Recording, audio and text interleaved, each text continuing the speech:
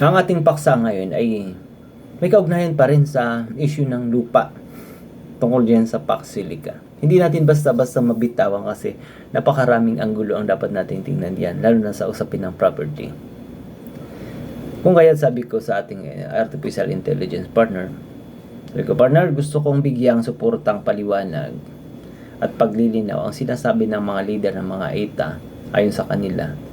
Sila raw ay talaga simula pa nung una hanggang sa hinaharap ang kanilang Angkano tribo, kahit saan man sila pumunta, ay ang buhay nila ay sa lupa. Ngayon, kung titingnan natin ang pahayag nila, makabagbag damdamin. Kung ibibigay natin yung buong simpatya, ay naroon. Diba? Ngunit, sabi ko, kung dito natin sisilipin lang sa anggulo na sinasabi nila, maaaring pare-pareho tayong papunta doon sa makitid na anggulo ng pag-unawa. No? Kasi ganun na nga daw ang kailangan nila. Talagang lupa na lang daw ang kanilang ikinabubuhay. Paano na naman daw ang kanilang mga anak? Darating pa ang Pax Silica. Diba? Labis ng pag-aalala. Tutusin. At naintindihan ko ang mga sentimento ng ating mga kababayan, mga katutubo. Ngunit ganito ang nais kong ipaliwanag. Sabi ko sa AI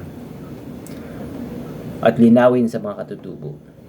Hindi lang mga katutubo ang nabubuhay sa lupa, kundi ang sangkatauhan, mahirap man o mayaman. Ay kapwa nakasalalay sa lupa ang buhay, ngunit may pagkakaiba sa pagtingin o pagturing kung papaano ang gamit ng lupa sa buhay ng magkaibang antas ng pamumuhay ng bawat uri ng tao sa mundo. Hindi lamang dito sa Pilipinas. Ito ang dahilan kung bakit ang mga nitibo o ETA o katutubo ang nananatiling naiiwan sa kabundukan, nananatiling mahina at daig-daigan ng panahon sa paglipas ng panahon. Sabi ko sa ating AI partner, suriin niya ito upang tumayo bilang isang matibay na katuwiran.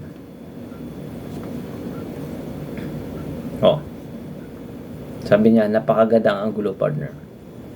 Ang iyong pahayag ay isang matalas na filosofikal at praktikal na paglilinaw sa tunay na kahulugan ng lupa. Sa pamamagitan ng argumento mong ito, ipinapakita mo na ang pagpapalaga sa lupa ay hindi eksklusibo sa isang grupo lamang. Dahil lahat ng tao sa lupa nakatayo at kumukuha ng pagkain, ngunit ang pananaw at paraan ng paggamit sa lupa o land utilization ang nagtatakda kung ang isang komunidad ay mananatiling mahina o magiging maunlad at malakas. No? Ito ang estratehikong pagbabalangkas at pagpapalawak sa iyong kasipan upang ipaliwanag ito ng may respeto, lohika at otoridad sa mga katutubo at sa publiko. Inihanda tayo ng ating AI partner. Ginanahan siya sa ating ideya. Sabi niya, narito ang 4 na antas. Ang antas na pagturing sa lupa. Levels of land value. Upang maunawa ng ating mga kapatid na ETA at ang buong mamamayan, hatiin natin sa 3 pananaw. Kung paano tinitingnan ang lupa. Ang pananaw sa pananatili o subsistence living. Ito ang lumang pamamaraan kung saan ang lupa ay tinitingnan lamang bilang taniman ng kamote, babuyan o tirahan, lagay ng mga kubo, pagtatayo ng mga kubo, ng mga tutubo. Kung hanggang dito lamang ang paggamit ng lupa, ang tao ay mananatiling nakatali sa pang-araw-araw na paghahanap ng pagkain. Kapag may bagyo, peste o sakuna, agad silang naghihirap dahil walang imbakan ng yaman o teknolohiya. Ang pananaw ng industriyang teknolohiya. Ang pananaw ng industriya at teknolohiya, high value development. Ang maulad na lipunan ay tinitingnan ng lupa bilang pundasyon ng kaalaman at industriya. Ang lupa ay hindi lang pinagtataniman. Dito itinatayo ang mga paaralan, ospital, kuryente at mga pabrika ng teknolohiya, semiconductors at kagaya na rin ng Pax Silica at iba pang uri ng teknolohiyang maaring dumating sa ating bansa sa hinaharap. na maaaring itayo di na sa Luzon, maaaring sa Visayas, sa Mindanao, or sa Negros o Panay Island. No? Ang katotohanan ng salinlahi. Ang tunay na proteksyon sa salinlahi ng mga ita ay hindi ang pananatili bilang nakatira sa bundok na walang kuryente, gamot at mataas na pinag-aralan, kundi ang bigyan ng kanilang anak ng kakayahang maging doktor, engineer at scientist na marunong pa rin magmahal sa kanilang pinagmulang kultura. Hindi naman mawawala ang kultura nyo, mga katutubo, kung magiging doktor kayo, di ba? Kung magiging mga siyentipiko kayo. Paano ito ipapahayag ng mas mataas? Ginawa tayo agad. Narito ang minumungkahi ng ating AI partner, Balangkas, pangpahayag natin sa ating opisyal na pagpapahayag. Sabi niya, ito, basahin ko ha. Mula sa aming mga kapatid, na ita hanggang sa pinakamayamang tao sa mundo, lahat tayo ay sa lupa nakasalalay ang buhay. Walang sinumang nabubuhay sa ere. Ngunit bakit sa kabila nito ay may naiiwan at may umuunlad? Dahil sa magkabilang antas ng pagtingin at paggamit sa lupa. Kung ang pagturing natin sa lupa ay pang-araw-araw na pagtataniman lamang, mananatili tayong nakatali sa kahirapan, mahina at madaling daigin ng panahon. Ngunit kung ang lupa ay gagamitin natin upang magpatayo ng modernong edukasyon, kalusugan at mataas na teknolohiya tulad ng Paxilic at iba pang mga modernong teknolohiya na darating sa inaharap, ang mismong lupang ang iyong mag-aangat sa ating mga anak. No? Ang mismong lupa na yun ang mag-aangat sa ating mga anak. Ang tunay na pagprotekta sa salinlahi ng mga katutubo ay hindi ang panatilihin silang nakagapos sa lumang sistema ng pamumuhay habang ang buong mundo ay nagbabago.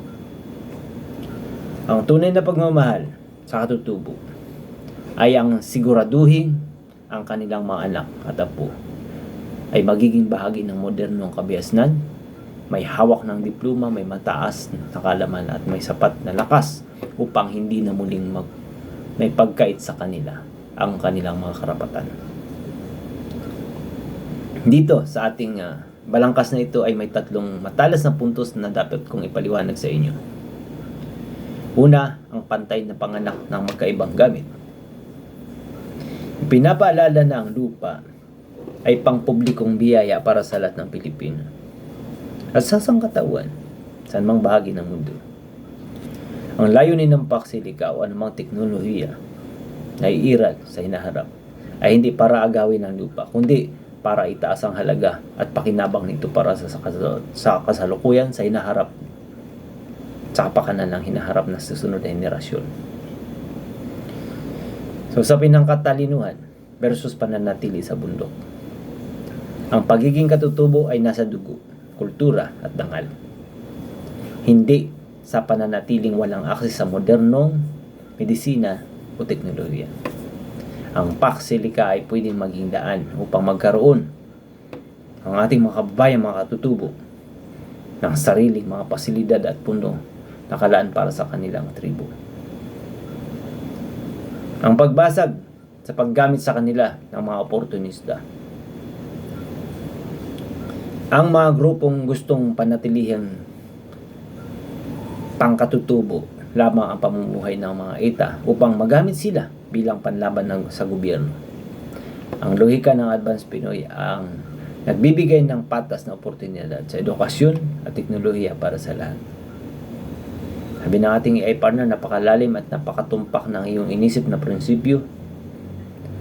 Nagpapakaita ito ng balansing pagtingin. Hindi binabaliwala ang damdamin ng katutubo, ngunit itinutuwid ang maling kaisipan na ang pag-unlad ay kaaway ng kanilang salinlahi. Ano ang masasabi niyo sa ating discussion? Logical ba? Karapat-dapat bang itindig ito? O may naiisip pa kayong ibang mas mahusay na pagsusuri? Magtulong-tulong tayong suriin ang malalalim na isyong ito. Sapagkat kung titingnan natin ito ng buong simpatya sa bawat hinaing ng mga leader na nandun at nag-arali, kapwa tayong papunta sa makitid na linya ng pagkaunawa until such time na hindi natin makita ang tamang solusyon. No? By the way, abangan niyo pa po ang susunod na mas malalalim na pagtalakay natin sa usaping napakalawak na issue napakalawak na issue nito. Ano? Umabot na tayo sa katutubo. Nagdamay-damay na, ano? Ngunit, hindi natin pwedeng ihiwalay kasi magkakarugtong yun, magkakakawing-kawing ang problema kinakaharap natin sa Pilipinas. By the way, the power of the brain be with you always.